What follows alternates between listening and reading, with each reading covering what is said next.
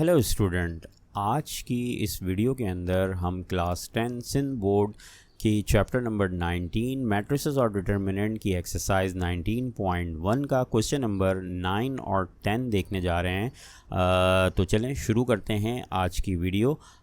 आप सबको the creator college के यूट्यूब चैनल में खुशामदीद। और मैं आपका टीचर साजिद अकरम, जिसका मानना है कि मैथमेटिक्स एक गेम है और मैं आप लोगों को ये गेम खेलना सिखाता हूँ।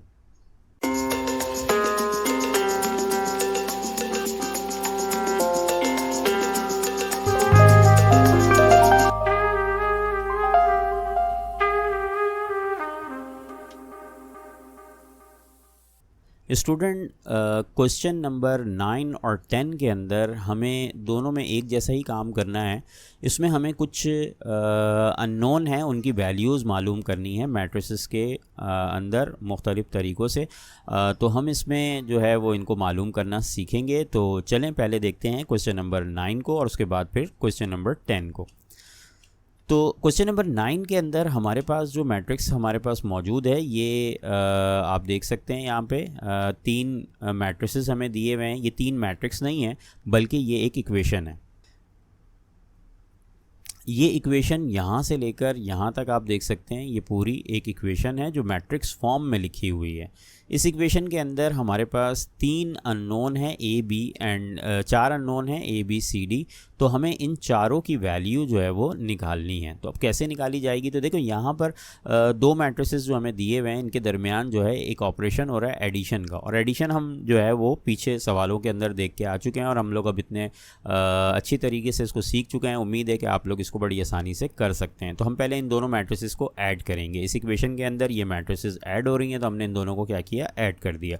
तो देखिए यहाँ पर हमने इन दोनों मैट्रिसेस को ऐड किया। जैसा कि हमें मालूम है कि एडिशन के अंदर जो पहले मैट्रिक्स की पहली पोजीशन पे जो एलिमेंट होता है उसी पोजीशन पे मौजूद दूसरे एलिमेंट के साथ जाकर ऐड होता है या सब्ट्रैक्ट होता है। तो यहाँ पर देख सकते हैं इन दोनों को हमने ऐड कर दिया। तो यहाँ पर ये ए और 3 को ऐड किया तो देख सकते हैं यहाँ पे ये A3 आ गया। C और -1, तो ये देखें C और -1, जैसा कि आपके इल्म है कि मैं माइनस के से की गलतियों से बचने के लिए ब्रैकेट का इस्तेमाल करता हूँ। आप लोगों को भी कहूँगा आप लोग भी किया करें ताकि आप लोग साइन की मिस्टेक से बच सकें। तो यहाँ पर हमने इसको माइनस के लिए ब्रैकेट का इस्तेमाल किया, इसलिए। उसके बाद b और 1 ऐड हुए हैं तो यहाँ पे b+1 हो गया। d और 0 तो यहाँ पे d+0 आ गया। ठीक है, इनको हमने ऐड कर लिया। अच्छा, ऐड करने के बाद अब एडिशन तो इनमें हो नहीं सकती क्योंकि ये नंबर्स तो हैं नहीं, लिहाजा ये इसी तरह लिखे रहेंगे। हाँ, अलबत्ता अब हमारी एक इक्वेशन जो है वो मैट्रिक्स फॉर्म में कुछ इस तरह से नज़र आ रही है कि ये देख सकते हैं दो मैट्रिक्स हैं और बीच में इसके इक्वल टू का साइन लगा हुआ है। इसका मतलब होता है इक्वल हैं ये दोनों मैट्रिसेस। अगर ये मैट्रिक्स इक्वल हैं तो इसका मतलब ये हुआ कि इस मैट्रिक्स का ये वाला जो एलिमेंट है यानी कि A+3 ये बराबर होगा 1 के, क्योंकि इस दूसरे मैट्रिक्स के इस पोजीशन पे 1 लिखा हुआ है। तो लिहाजा हम इन दोनों को इक्वेट कर देंगे। ये इसके बराबर है तो ये दोनों बराबर हैं। इसी तरीके से ये C और ये -1 जो है ये बराबर है किसके, ये 0 के बराबर है। और इसी तरह से ये D+1 0 के और ये B+1 0 के बराबर है और D+0 जो है ये 1 के बराबर है। तो ये हमें इस चीज़ को देखना होगा। तो देखें यहाँ पर हमने क्या किया, बस यहाँ पे हमने इसके ब्रैकेट का माइनस जो है वो माइनस प्लस माइनस कर दिया, बाकी ये अब इक्वेट कर लेते हैं। तो देखें यहाँ पर हमने इक्वेट कर दिया कि A+3 जो है वो 1 के बराबर है, तो हमने A+3 = 1 लिख दिया।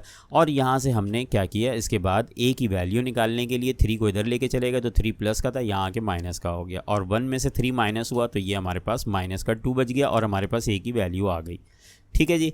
उसके बाद हमने दूसरे के लिए हमने क्या किया, B+1 को ले लिया। अब B+1 किसके बराबर है तो देख सकते हैं ये B+1 है और ये इस जगह पे किसके बराबर, ये यहाँ पे क्या एलिमेंट लिखा हुआ है 0, लिहाजा इन दोनों को हमने इक्वेट कर लिया। और B की वैल्यू निकालने के लिए 1 को हम इधर लेके चले गए तो यहाँ पर ये आ गया -1 क्योंकि इसने अपनी जगह को चेंज किया। अच्छा, इसके बाद तीसरे नंबर पे हम आते हैं और यहाँ पर हमने C-1 को =1 लेना है। ठीक है, C-1 को 0 के इक्वल लेना है क्योंकि ये 0 के बराबर है। तो यहाँ से हमने क्या किया, इस -1 को उठा के इधर हम 0 की जगह पे लेकर आ जाएंगे, तो c की वैल्यू हमारे पास 1 आ गई। उसके बाद हमारे पास लास्ट रह गया है d = 1, तो ये तो हमारे पास पहले ही वैल्यू निकली हुई है, इसमें हमें कुछ करना कराना नहीं है, तो यहाँ से हमारे पास d की वैल्यू आ गई। इस तरीके से हमारे पास क्वेश्चन नंबर 9 में हमने a b c d की वैल्यू जो है वो मालूम कर ली है। अच्छा स्टूडेंट, क्वेश्चन नंबर 10 के अंदर हमारे पास दो मैट्रिसेस हमें दिए हुए हैं, ये देख सकते हैं, ये दोनों मैट्रिसेस जो हैं वो इक्वल हैं और ये भी एक इक्वेशन है हमारे पास, इसको हमें सॉल्व करना है। इसमें से हमें जो अननोन है हमारे पास यहाँ पर वो a b c d x y और z हैं, ये सब की वैल्यू हमें निकालनी है यहाँ पर, लेकिन इसमें कोई ऑपरेशन यहाँ पर नहीं होगा, बस डायरेक्ट हमें इसको इक्वेट करना होगा। और जैसा कि हमें मालूम है कि दो मैट्रिसेस अगर इक्वल हों तो उसके हर एलिमेंट यानी कि ये जो x है ये बराबर होगा 3 के, ठीक, और 1 बराबर होगा a के, y बराबर होगा x के, इसी तरीके से 2 बराबर होगा b के, 0 बराबर होगा 0 के बराबर ही है, 3 बराबर होगा c के। इस तरह से सबको इक्वेट करेंगे, नीचे मैंने करके दिखाया हुआ, तो ये देखें ज़रा, इन सबको हम इक्वेट कर लेते हैं। यहाँ पर देख सकते हैं सबसे पहले हमने x को लेना है, देखें x 3 के बराबर है, तो x की वैल्यू जो है वो क्या आ जाएगी, 3 आ जाएगी, और इस तरीके से हमारे पास ये x की वैल्यू आ गई, ठीक। उसके बाद दूसरे नंबर पे हम लेते हैं a को, a और ये -1 दोनों एक ही जगह पे लिखे हुए हैं, लिहाजा ये दोनों भी बराबर हैं, तो a की वैल्यू हमारे पास -1 आ जाएगी, ठीक है। अच्छा, उसके बाद तीसरे नंबर पे हमारे पास ये देख सकते हैं, यहाँ एक चीज़ है कि x और y जो हैं ये दोनों एक साथ लिखे हुए हैं और दोनों ही अननोन है, लेकिन ऊपर हम x की वैल्यू निकाल चुके हैं, ये x और y दोनों बराबर हैं और हमें पता है, हमने ऊपर से वैल्यू देखी है कि x जो है वो 3 है, लिहाजा y जो होगा ये भी 3 होगा, ठीक है, तो y की वैल्यू भी 3 आएगी। अच्छा, उसके बाद देख सकते हैं यहाँ पर जो है b की वैल्यू, b जो है वो 2, b की जगह पे 2 लिखा हुआ है दूसरे मैट्रिक्स में, तो लिहाजा ये b जो है इसकी वैल्यू 2 है, और इसके बाद जो है हमारे पास ये c की जगह पे जो है वो 3 लिखा हुआ है, लिहाजा c की वैल्यू जो है वो 3 आ जाएगी। उसके बाद जो है z की बारी आती है, तो z हमारे पास जो है उसकी जगह पे दूसरा मैट्रिक्स में 2 लिखा हुआ है, लिहाजा यहाँ पर z की वैल्यू 2 है और z की वैल्यू जो है वो 2 आ रही है, ठीक। उसके बाद लास्ट रह गया है d, और d की वैल्यू देखेंगे तो यहाँ पर d की जगह पे 2 लिखा हुआ है, लिहाजा d और 2 दोनों बराबर हैं और ये d की वैल्यू आ गई।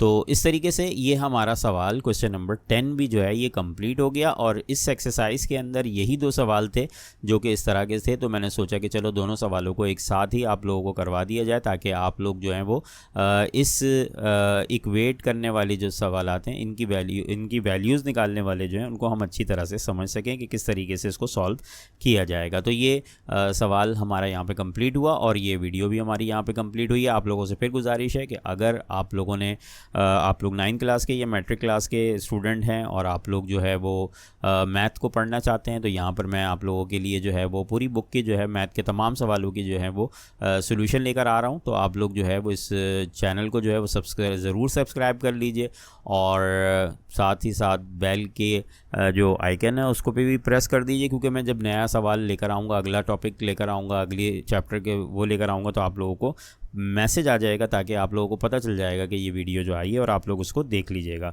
या फिर अगर आप लोगों के फैमिली में या फ्रेंड्स के अंदर कोई 9 या मैट्रिक क्लास के अंदर मौजूद है और वो चाहता है गाइड हासिल करना, तो ये आप लोगों के लिए बिल्कुल फ्री ऑफ कॉस्ट जो एक है क्या कहते हैं प्लेटफॉर्म है यूट्यूब, जहाँ से आप लोग जो है वो इसकी तमाम तर वीडियो का जो सोल्यूशन जो है वो आप लोग हासिल कर सकते हैं, तो और समझ भी सकते हैं। उसके अलावा अगर आप लोगों को कोई मसला होता है सवाल में या कुछ चीज़ वीडियो के अंदर समझ में नहीं आती, तो आप लोग ज़रूर मुझे कमेंट्स किया कीजिए, ताकि मुझे पता लगे कि आप लोगों को जो है वो इसमें समझ में आ रही है या नहीं आ रही है, और उसको मैं और बेहतर करने की कोशिश करूँगा।